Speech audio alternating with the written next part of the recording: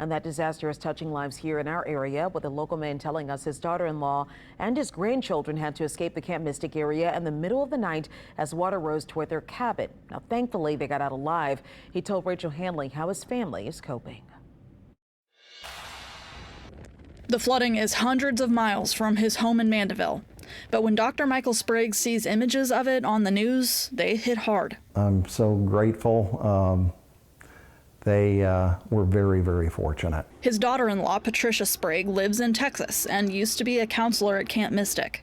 Her family had been going for generations.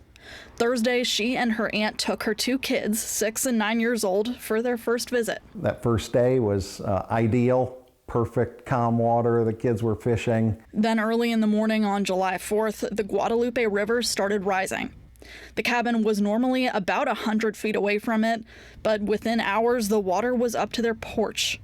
A little before 4 a.m., Sprague and her aunt decided to get the kids and get out. They waded out in shin-deep water.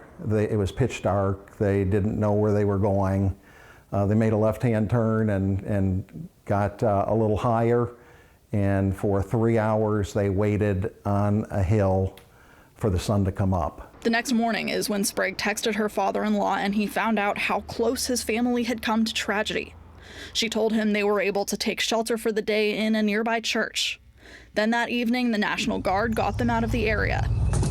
In the daylight, they were also able to see what was left of their cabin.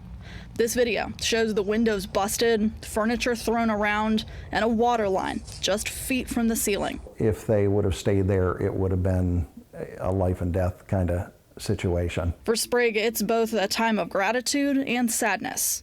He says his mind is on the parents and grandparents who weren't as lucky as himself. Rachel Handley, WWL, Louisiana. Well, Dr. Sprague serves as chaplain at the state capitol and says some of our lawmakers have already come to him to ask for solace as more news comes out about the Texas floods.